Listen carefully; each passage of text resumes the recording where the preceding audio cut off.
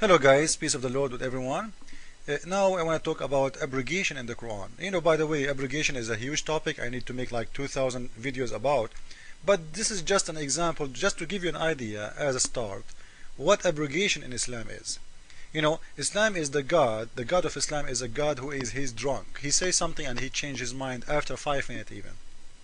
And he promised people things, but he never do his promise. Why? Because he's a liar. And this is my proof.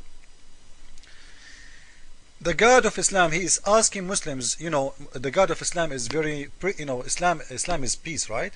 And Allah is peaceful God. This is why he's saying, O Prophet, rouse the believers to fight. Man, he don't want them to be peaceful. He want them to go and kill. Go and attack them. Okay.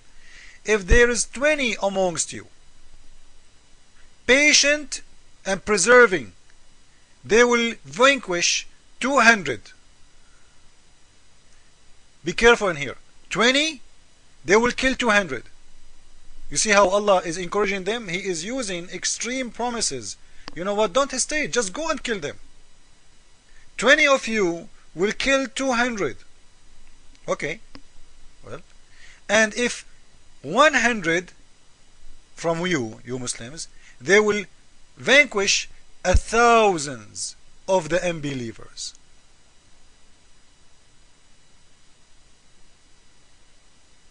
Those people who don't understand, the unbelievers, they are stupid. So go and kill them. 20 of you will kill, and they will fight, and they will win, and they will make victory against 200. You see it? And 100 of you, they will win against 1,000, which means 1 to 10. 1 man to 10 men, he will have the victory. Now, listen carefully. What happened? Those guys, they went to the fight and they got beaten.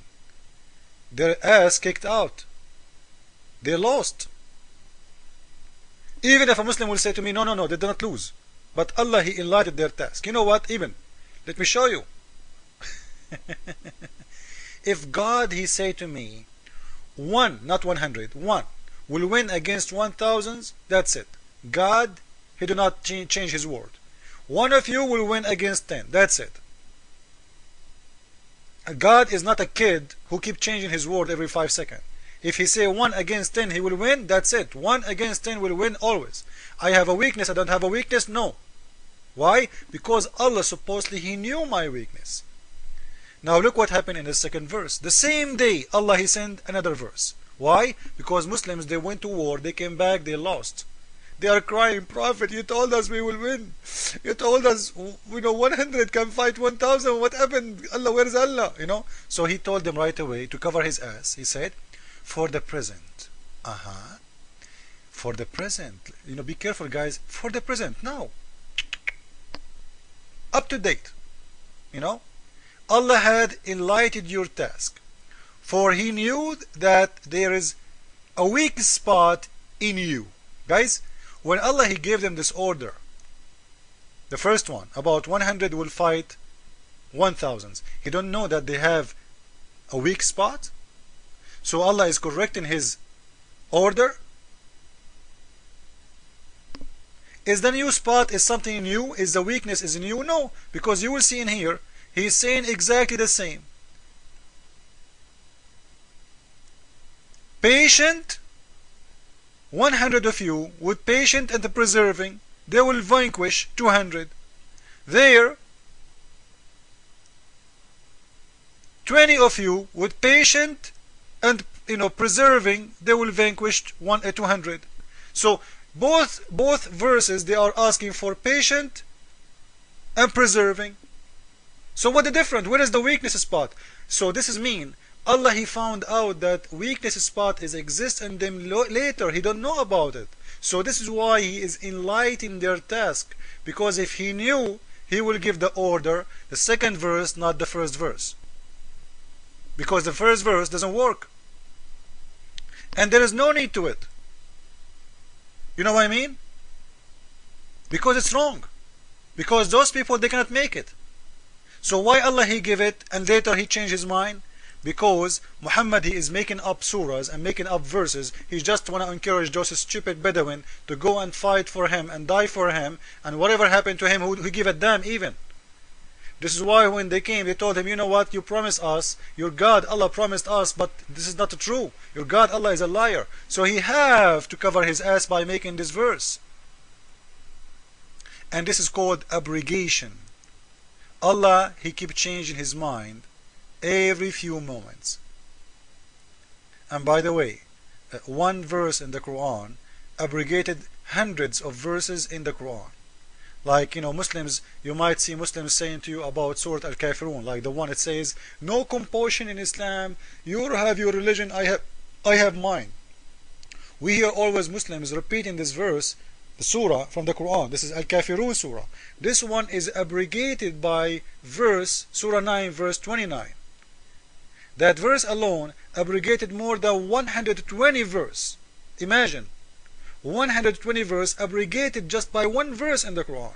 This is what it's called abrogation. So when you see Muslims reading for you a verse from the Quran, it sounds nice, remember that there is abrogation. All the verses about being nice to Christians, being nice to Jew, being nice to anyone, this is when Muhammad, he was weak, he don't have army, he was trying to lie to them. Like the Muslims now in America or in the West, they show you the soft skin, because they cannot bite you right now. But one day, if they get the teeth to bite you, as they did in Cyprus, as they did in Bosnia, as they did in Lebanon, as they did in Chechnya, wherever they go, they will show you their teeth.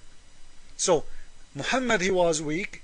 He is not the controller. He is not the governor. He is not the one who have army and swords. So in the beginning, he was trying to look like a nice guy. You know what? You have your religion, I have mine. Okay? Fine. So he is not enforcing people, but after he got army, you know what? Go and fight them and kill them wherever you find them. So what happened to the verse that says you have your religion, I have mine? What happened to the one that says no compulsion, no enforcement in Islam? Oh, that one, when he was weak, he don't need it anymore. This is called abrogation. Abrogation. So abrogation in the Quran, Muhammad, he used it to cover his lies. Always. The purpose of abrogation is to cover his lies.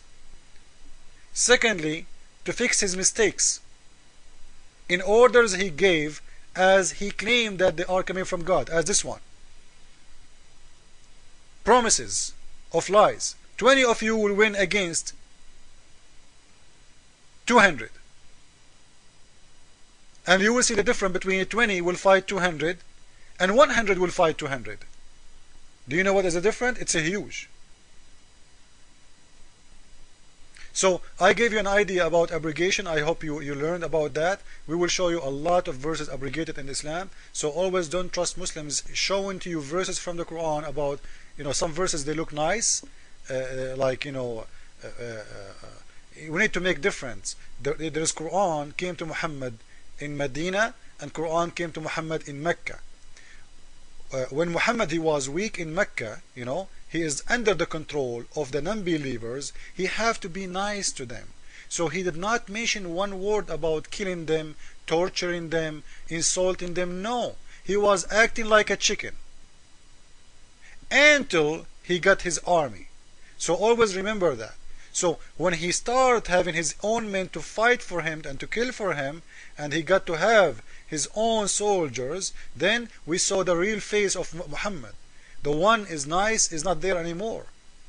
Forget about old days. I am the one who is, his hand is upper than you. This is why in the Quran says, so this is why he said in his Surah 47 verse number 35, don't ever cry for peace and don't hate. Don't stop with your hate for peace as long you are the uppermost. So you have to hate peace. Don't ever cry for peace as long you are what? You are the uppermost. I think this will give you an idea. So a Muslim man, Muhammad, if he is not the uppermost, then he will cry for peace. He will say, I am a peaceful man, I don't want a war, we are peaceful, Islam is peace. But if he is the uppermost, he will say to you, now what? Death is coming. We want to kill you. We want to torture you. Either you convert to Islam or you are dead. So if you are the uppermost, don't ever love peace or cry for peace. You cry for peace temporary if you are not the uppermost until you get ready. Peace of the Lord with everyone. As you see, Islam is a religion of hate. Hate peace, hate love, hate everything is good in our life. It's satanic religion, as you see. God bless you. Jesus is Lord. Amen.